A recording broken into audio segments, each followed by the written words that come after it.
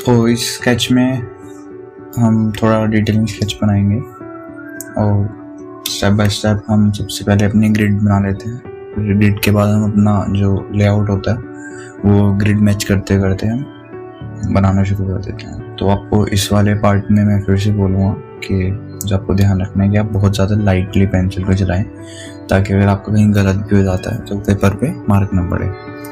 तो इसमें मतलब सबसे इम्पोर्टेंट और सबसे आसान मेथड यही होता है। आप स्टार्टिंग में अगर सब चीज़ सही बना लोगे तो आपको बाद में जाके डिफ़िकल्टी नहीं पड़ेगी।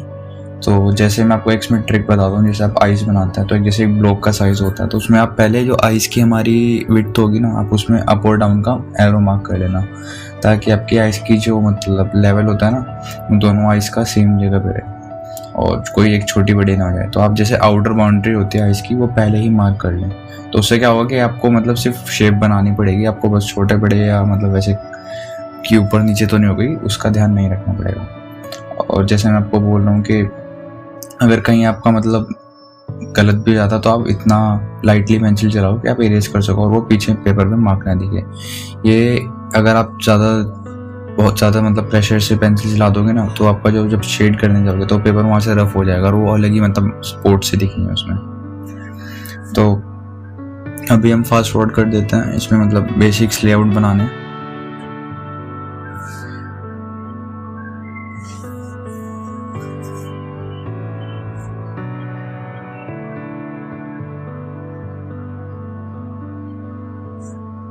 लिप्स हमारा बहुत इंपॉर्टेंट पार्ट होता है और इसमें मतलब हम स्टार्टिंग में बहुत ज़्यादा गलती कर देते हैं। तो मैं आपको एक चीज़ बताता हूँ कि कभी भी मतलब जो हमारे फेस होता है ना, उसमें हमारी जो सारी शेप्स होती है वो राउंड होती हैं, कोई भी शार्प एज नहीं होती। तो हमको कहीं भी डार्क पेंसिल चलानी नहीं है और हमको थोड़ा जो लिप्स का होता है कि वो ओवल शेप में लेना होता है। एक्चुअल में आप जो लिप्स बनाओगे आपको लगेगा नहीं कि वो एक्चुअल है, लेकिन जब आप शेड करोगे तो उनका अलग ही टेक्सचर आएगा।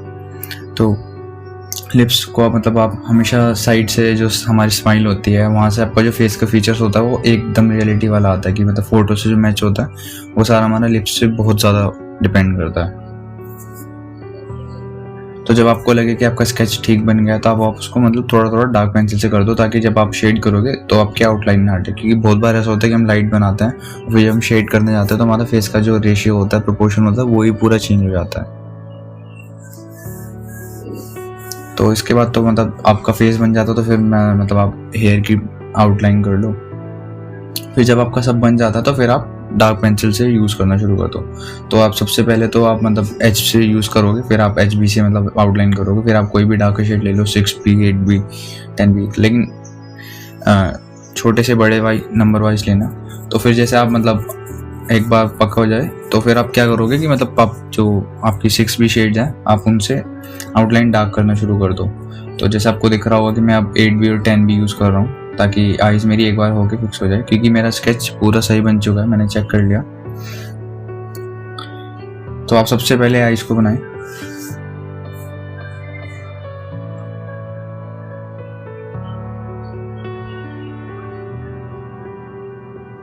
ये फिर आईब्रोज को आप डार्क शेड से कर सकते हैं।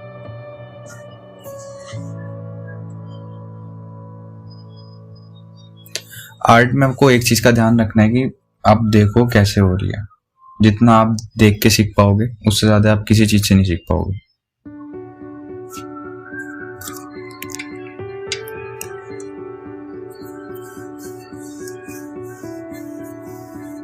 आपको पेंसिल एक एंगल पे रखनी पड़ती है जहाँ से शेडिंग चलती है। तो उसके बाद आप एक बेस लेयर दोगे फेस पे, जब आप शेडिंग करने का होगे तो बहुत ज़्यादा लाइट बेस देना पड़ता है। ये बेस लेयर इसलिए होता है ताकि जो आपके पेपर के पोर्स होते हैं उनमें ग्रेफाइट इक्वल चली जाए। फिर आप इसके ऊपर जो ग्रेफाइट की लेयर दोगे वो काफ़ी ज़्यादा स्मूथ आएगी।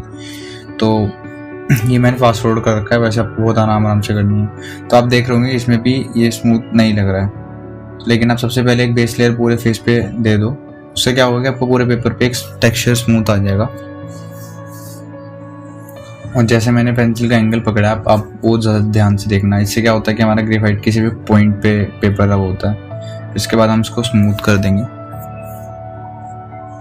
स्मूथ के लिए आप कोई कॉटन पेपर या ये ब्रश ले सकते हो। ये मैंने कॉटन लिया है। इससे क्या होता है कि ग्रेफाइट मतलब बिल्कुल स्मूथली, देखो आप देख रहे होंगे कि आपके मतलब ग्रेफाइट बिल्कुल एक लेयर की तरह हमारे पेपर पे आ गया।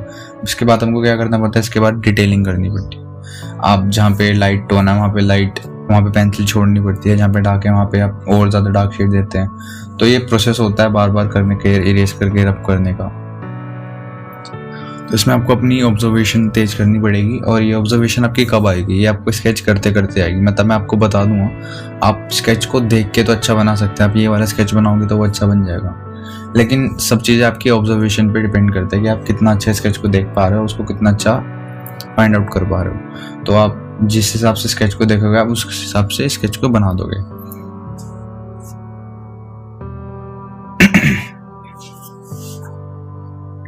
तो ये एक रूल होता है कि आप सबसे पहले ना डार्क टोन जो होती है आप उसको सबसे पहले आप पेपर मतलब अपने स्केच में आप डाल दो, ताकि फिर आपको जो लाइट टोन है ना वो बाद में इजी पड़े डालने के लिए। क्योंकि अगर आप पहले लाइट टोन डालोगे फिर डार्क टोन डालोगे ना, तो लाइट टोन जो होती है वो हमारी मैस आउट हो जाती है या ब्लर आउट हो जाती है।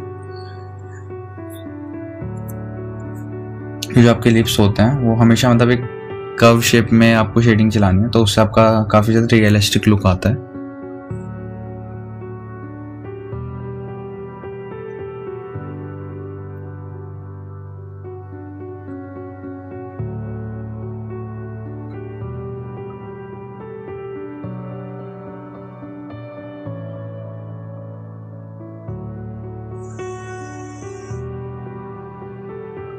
और स्केच बहुत ज़्यादा पेशेंस की चीज़ होती है, तो इसमें जैसे मैं आपको बोल रहा हूँ कि आपको हर बार एक लेयर चढ़ानी पड़ेगी, फिर आपको उसको स्मूथ करना पड़ेगा, फिर कहीं पे ज़्यादा हो जाएगी तो आपको बहुत हल्के हाथ से रेस से रब करना पड़ेगा, फिर आप एक लेयर चढ़ाओगे फिर उसको स्मूथ करोगे। तो अगर आप ये सोचोगे कि मैं एक ही बार ही लेयर चढ़ा देता हूँ तो वो काफ़ी ज़्यादा मतलब बुरी लगेगी। तो जो हमारा रियलिस्टिक लुक आता है या हमारा जो मतलब रियल की तरह स्केच लगते हैं वो प्रोसेस बाय प्रोसेस होते हैं, एक दिन में बातें। हाँ, आप हेयर में थोड़ा बहुत जल्दी कर सकते हो। तो सबसे पहले आप क्या करो, एक बेस लेयर दे दो ताकि आपका पेपर स्मूथ हो जाए। फिर आप डायरेक्ट डार्क टोन यूज़ कर सकते हो 8B 9B जहाँ पे डार्क शेड है। और हेयर का तो मतलब आप सबसे पहला रूल होता है कि आप जितने भी डार्क पोर्शन है सबसे पहले आप आउट करो, फिर लाइट वाले पोर्शन यूज़ करना। तो लेकिन इसमें भी प्रोसेस वही होता है कि आप सबसे पहले लाइट टोन को लो, आप उसको स्मूथ करो।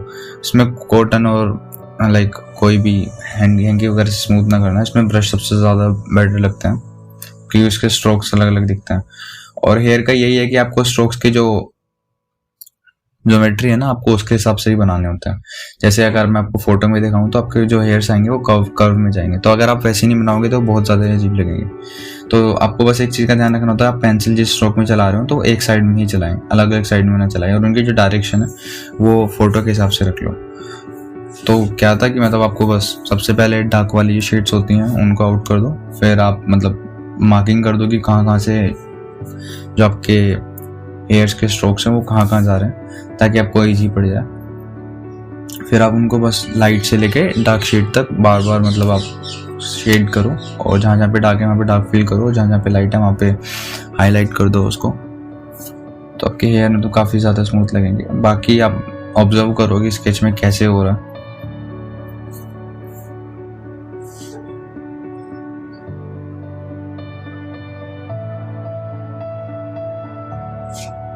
अब स्केच में तो ज़्यादा मतलब वाइड डिटेलिंग थी नहीं, तो आप वरना मैं दूसरे स्केच में जब दिखाता हूँ कि आप जैसे आपको हाईलाइट करना है तो आप साथ के साथ हाईलाइट करते चलो।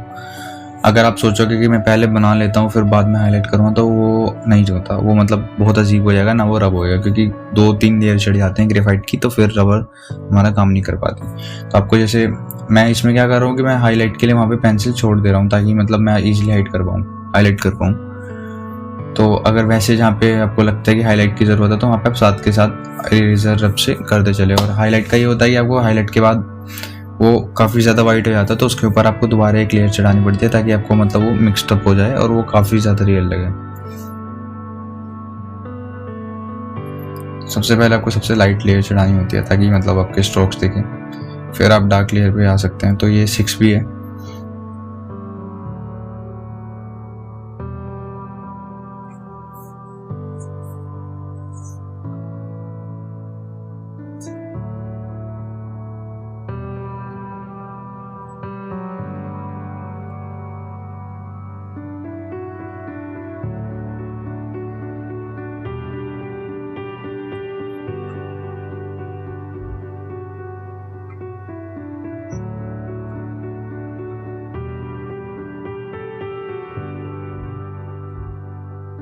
तो इसमें आप देख रहे होगे मैं अब सारे वो वाले पोर्शन डार्क शेड से कर रहा हूँ जहाँ जहाँ पे मेरे स्ट्रोक्स की मतलब जैसे स्ट्रोक्स हमारे बाल कर्ली होते हैं, एक एंगल में बड़े होते हैं, तो सबसे पहले आप वो कर लो और फिर आप उसके हिसाब से शेड करते जाओ। तो इससे काफ़ी ज़्यादा ईजी पड़ जाता है ना आपको सोचना पड़ता। अगर आप 1 बाय 1 करोगे तो आपको मतलब ध्यान रखना पड़ेगा कौन सी कितनी लेंथ है। तो सबसे पहले आप मतलब एक हाईलाइट कर दो, फिर उसके बाद आपको वही है कि उस लाइन ऑफ साइट में आपको स्ट्रोक्स मारने हैं बस।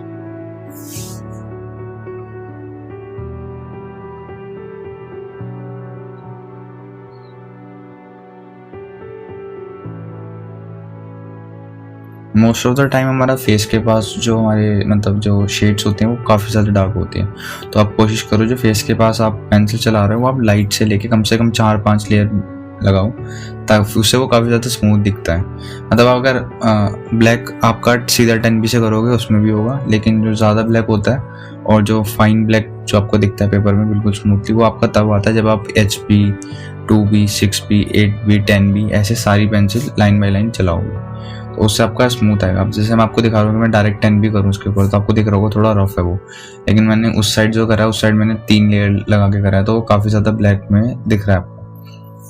तो वैसे आप मतलब जैसे बाल का टेक्सचर ही ऐसा था, थोड़े बहुत कर्ली और वैसे सूखे बाल थे, तो मतलब ये काफ़ी ज़्यादा सही लगेगा।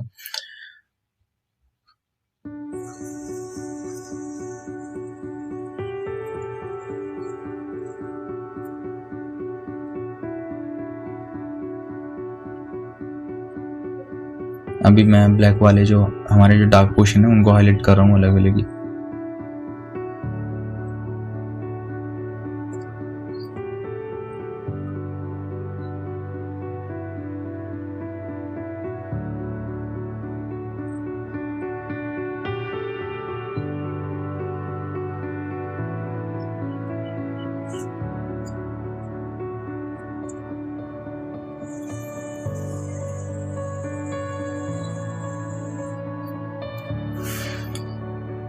ये वाला जो मेथड है ये मैं ग्रिड को मतलब एक बार ग्रिड को देख रहा था कि मेरे प्रोपोर्शन सही आ रहे हैं, मेरे को थोड़ा सा डाउट हो रहा था कि थोड़ा अलग तो नहीं चला गया।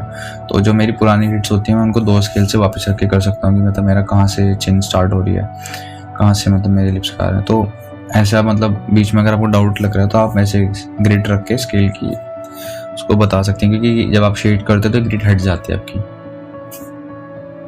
तो अब हम मतलब फाइनल डिटेल्स पे आते हैं। तो इसमें मतलब अब हम आपको मतलब जो फेस के हिसाब से हाईलाइट्स हैं वो करना शुरू करेंगे। तो ये मेरे को लग रहा था कि मेरी आइज़ थोड़ी मतलब नीचे जा रही है, तो मैंने रब करके उसको मतलब एक लेवल पे ला दिया। तो इसमें आपको रबड़ को शार्प रखना पड़ेगा। और अब आप एक चीज़ का ध्यान रखना है, आप स्केच पे हाथ ना लगाएं। देख रहे हो मैं जब भी पेन स्केच के पास आता हूँ तो मैं अपना हाथ टिल्ट करके वैसे लाता हूँ, मैं कभी भी डायरेक्ट स्केच पे हाथ नहीं रखता। तो उससे क्या होता है कि जो आपकी डिटेलिंग करी होगी ना आपने, वो सारी की सारी स्मूथ हो जाएगी, आपको मतलब वो डिटेलिंग खराब हो जाएगी एक तरीके से। तो कोशिश करते हैं कि आप जब स्केच करो तो आप एक पेपर अंडर रख लो उसके, ठीक है, तो उससे काफ़ी ज़्यादा हेल्प होती है।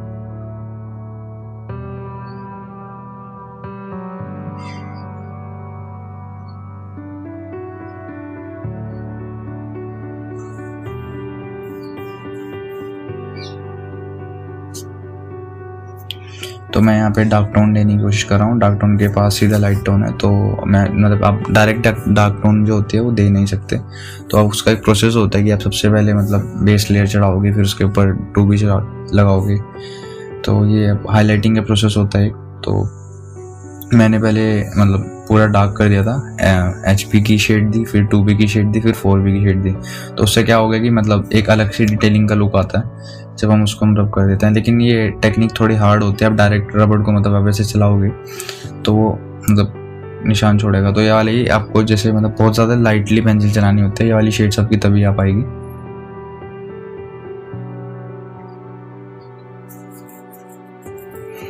तो उसमें आपको बस एक ही चीज़ का ध्यान रखना है, आप कहीं भी शेड मतलब प्रेशर से ना करो। तो आप ऐसे मतलब पूरे स्केच में रब कर सकते हो। तो इससे क्या होता है कि अलग ही हाईलाइटेड सा लुक आता है।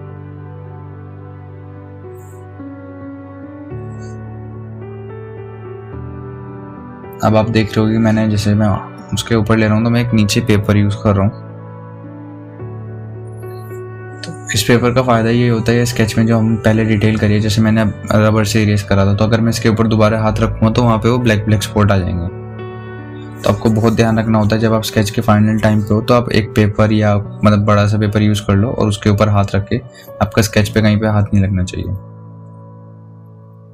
बाकी सारी एंड में आपकी ऑब्जर्वेशन होती है, आप जितनी ऑब्जर्व कर पाओ चीज़ों को आप उतना बेटर कर लोगे।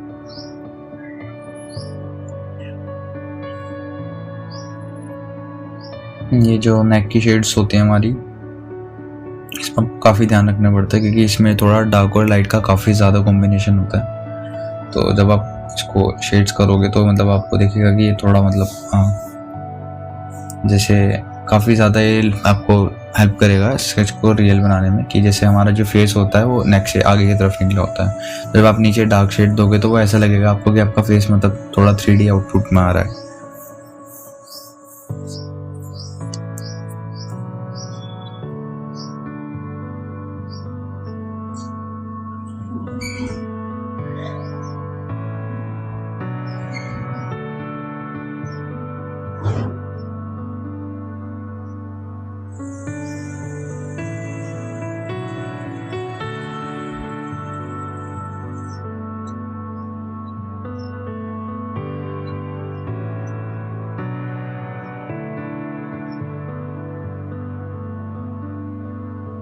ये वाइट पेन से मैं एक तरह के ईयरिंग बनाने की कोशिश करता हूँ, तो ये काफ़ी इजी पड़ जाता है ईयरिंग तो बनाने के लिए।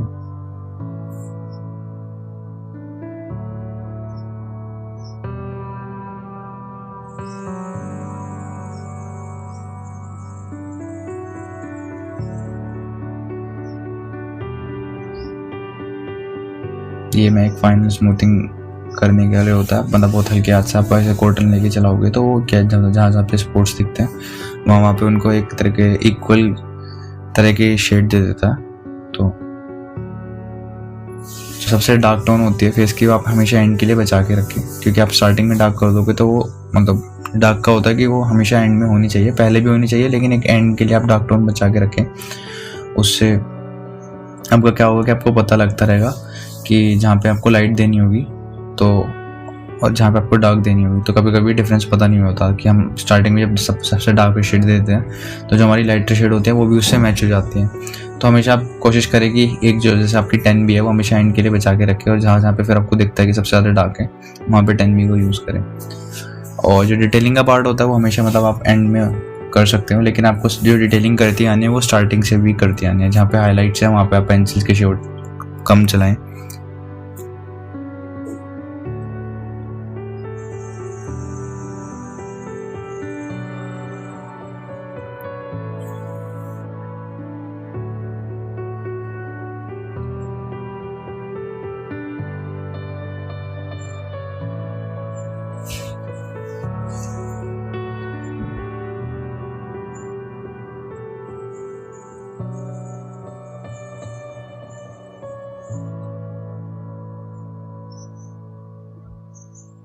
तो ये स्केच मेरे को लगभग ऐसे 2 घंटे लगे थे बनाने में, 2-2.5 घंटे। तो अब मैंने थोड़ा फास्ट फॉरवर्ड करके आपको दिखाया, लेकिन आपको मतलब स्ट्रोक्स के पेंसिल्स में मैं कैसे चला रहा हूँ आपको उनकी ऑब्जर्वेशन लेनी है, उससे आपको पता लगेगा कि कैसे मतलब ड्राइंग होती है। तो आप सबसे मैं आपको पहले भी कहता हूँ कि आप जैसे मतलब टेक्निक्स देखें, किस टेक्निक से चीज़ें हो रही हैं, कैसे किस एंगल से पेंसिल पकड़ रहे हैं, कैसे मतलब हम स्टार्ट कर रहे हैं, कैसे फिनिश कर रहे हैं, कहाँ पे आप मतलब चीज़ों को रब कर सकते हैं। जैसे आपको कहीं गलत लगता है तो आप किस तरीके से करेक्ट कर सकते हैं, कि करेक्ट करने में सबसे ज़्यादा मुश्किल होता है स्केच को जब इस पॉइंट पे आ जाता है, क्योंकि हमारी ग्रेफाइट की लेयर बाय लेयर चढ़ जाती है। और तो उसको जब रब करते हो तो वो निशान पड़ता है। और आपको बहुत ध्यान रखना पड़ता है इस पॉइंट पे आगे आप कहीं पे स्केच पे हाथ ना लगाए। आपके हाथ में ऑयल होता है, जैसे आप कुछ भी कर रहे हो मतलब ऑयल तो होता ही है, तो अगर वो पेपर पे लग गया तो वहाँ पे वो ब्लैक स्पॉट दिखेगा अलग ही। तो आपको पेपर को बहुत ज़्यादा संभालना होता है इस चीज़ में। अब एंड में जब स्केच को मतलब कहाँ पे ख़त्म करना होता है उसके लिए आपको एक नीचे स्मूथ फिनिश देनी पड़ती है। तो स्केच हमारा ऑलमोस्ट कंप्लीट हो चुका है। अब बस हम मतलब फाइनल डिटेल मैं आपको दिखा रहा हूँ कि आपका फेस मतलब काफ़ी सही है, टेक्सचर आ रहा है इसमें।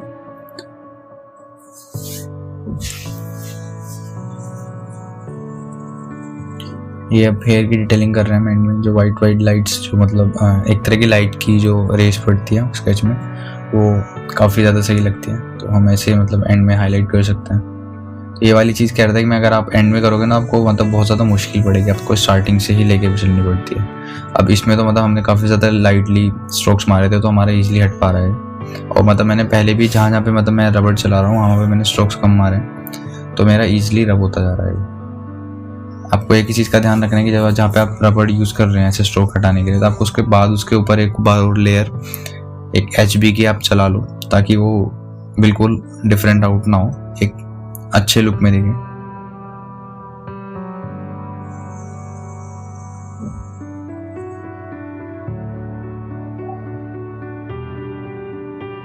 एंड में आप वाइट बॉल से आइस की जो लाइट्स पड़ती हैं उनको कर सकते हैं,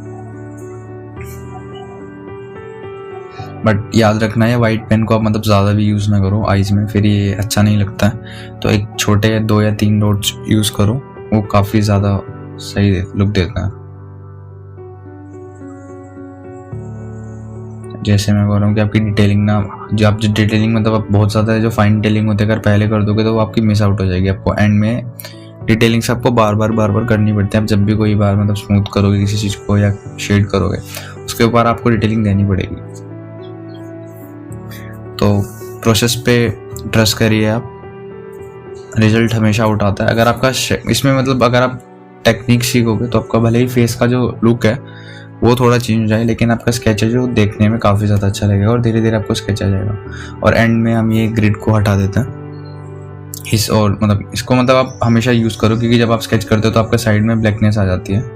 तो ये काफ़ी प्यारा स्केच बन के आया था। इसका आउटलुक अब देखो, मैं आपको साइड में फ़ोटो कंपेयर के हिसाब से देखूंगा तो आप देखो कि मतलब कितना सही स्केच का लुक आ रहा है, शेड्स आ रहे हैं बालों की और मतलब कि एक अलग से ही स्मूथ रिजल्ट आ रहा है नोज का पूरा। तो स्केच में मतलब आपको लगेगा इजी है बट थोड़ा सा ट्रिकी है। तो गुड बाय।